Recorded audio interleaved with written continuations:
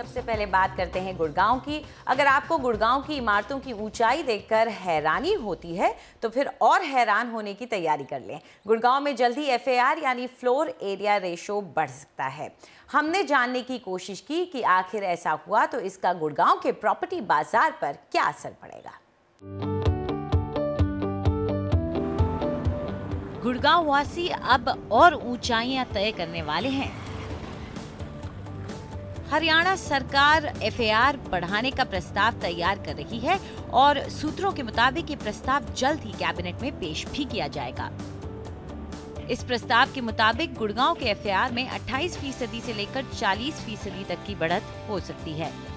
फिलहाल गुड़गांव में group housing project में ग्राउंड कवरेज साइट का 35% है और FAR 175 है। कमर्शियल प्रोजेक्ट में ग्राउंड कवरेज 40% है और FAR 175 है। साइबर पार्क के लिए 40% की ग्राउंड कवरेज की इजाजत है और 250 का FAR है। नए प्रस्ताव में FAR को बढ़ाकर 225 या 250 तक करने की बात चल रही है। FAR बढ़ाने की इस खबर से गुड़गांव में काम कर रहे डेवलपर्स काफी खुश हैं।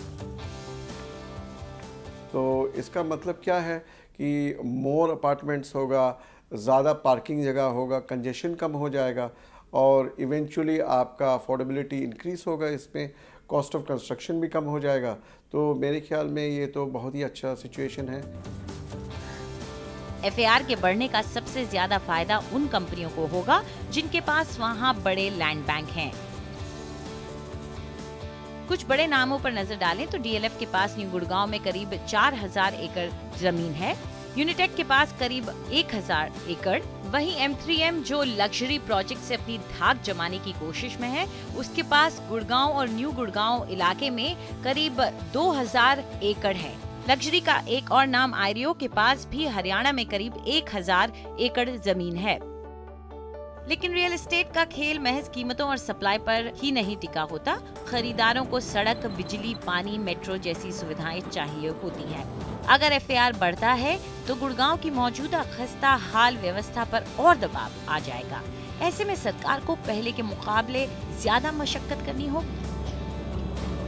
अगर तो हम दूसरे जोन गुड़गांव के पेरिफेरी की तरफ जाएं, जहाँ पे पानी लेवल आज भी ठीक है और वहाँ पे कंस्ट्रक्शंस, पानी की पहुँच, मतलब पानी एकदम अवेलेबल है और टैंकर्स के थ्रू ना देखा जाए फ्यूचर में भी, तो वहाँ पर अगर एक्स्ट्रा FAR की लिबर्टीज़ दी जाए और वहाँ पे अगर आइकॉनिक बिल्डिंग्स बनाए जाए तो वहाँ ज़्यादा सक्सेसफुल है। बिजली, पानी, सीवेज, इंफ्रास्ट्रक्चर, रोड, ट्रैफिक, आज वहाँ हर चीज़ मैनेज कर सकता है। Gurgaon high risk earthquake zone में भी आता है, इसलिए यहाँ FAR बढ़ाने और ऊंचाई पर लगी पाबंदियों में ढील देने पर भी सरकार को कड़े मापदंड तय करने होंगे।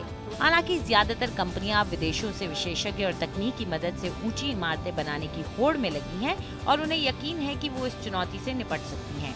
लेकिन सबसे बड़ी चुनौती है सरकार के सामने और वो ये कि अगर FAR बढ़ता है तो उसका फायदा खरीदार तक भी पहुँचे।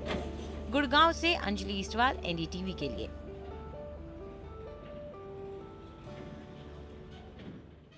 तो चलिए अब और चर्चा करते हैं इस विषय पे और गुड़गांव का जायजा लेते हैं। हमारे साथ हमारे स्टूडियो में श्री प्रशांत सोलमन है, मैनेजिंग डायरेक्टर चिंटल्स इंडिया और मेंबर है गवर्निंग काउंसिल क्रेडाई NCR के, और साथ ही Dhruv Khanna principal LJ Hooker Gurgaon से हमारे साथ जुड़ रहे हैं। आप दोनों का बहुत बहुत स्वागत है। सबसे पहले आप शुरू करते हैं। प्रशांत जी, आप बताइए, FAR यदि आता है, हालांकि अभी प्रपोजल स्टेज पे है, यदि ऐसा मूव आता है तो इससे गुड़गांव पर क्या असर पड़ेगा? किस प्रकार का हम दामों में हम बढ़त या गिरत देखेंगे और किस प्रकार वहां पर जो कैपेसिटी होगी वो बढ़ेगी? FAR अगर बढ़ता है गुड़गांव में, जो हम चाहते हैं वो इसलिए चाहते हैं क्योंकि एक तो उससे दाम कम हो सकता है मकानों के, जो लोगों को ख़रीदने में आसानी होगी, क्योंकि FAR का मतलब यही है कि आप एक ही प्लॉट पे ज़्यादा बिल्डिंग बना सकते हैं, ज़्यादा कंस्ट्रक्शन कर सकते हैं। तो इससे ओवरऑल फ़ायदा है, क्योंकि उसमें क्या है कि डेवलपमेंट जो है वो ज़मीन को ज़्यादा इतना ज़्यादा एक्वायर करने की ज़रूरत नहीं पड़ेगी जितनी आज होती है, क्योंकि आप एक ही प्लॉट के ऊपर ज़्यादा ऊंचा मकान और ज़्यादा कंस्ट्रक्शन कर सकते हैं।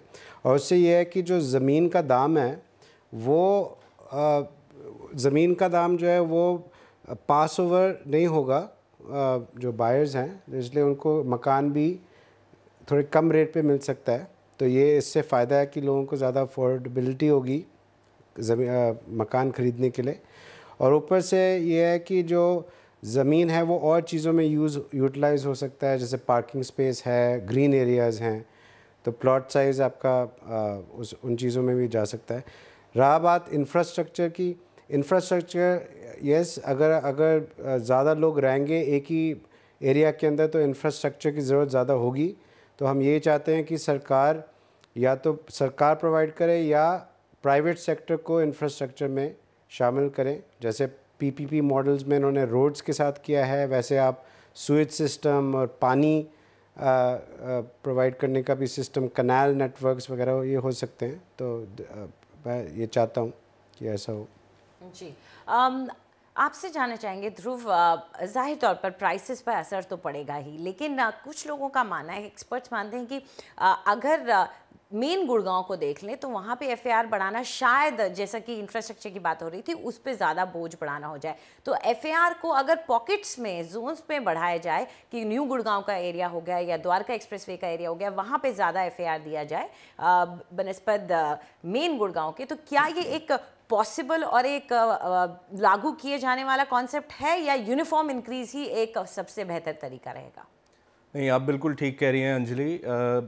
जब भी एफएआर आप ग्लोबली किसी भी शहरों में देखें तो सीबीडी जो सेंट्रल बिजनेस डिस्ट्रिक्ट होती है उसके आसपास एफएआर सबसे ज़्यादा होता है, क्योंकि वहाँ पर आपकी कमर्शियल एक्टिविटी सबसे हाईएस्ट है और ट्रांसपोर्टेशन की कॉस्ट बचती है। जनरल इंफ्रास्ट्रक्चर आसपास उसी हिसाब से क्रिएट किया जाता है, पब्लिक ट्रांसपोर्ट की सुविधाएं उस एरिया में उपलब्ध होती हैं।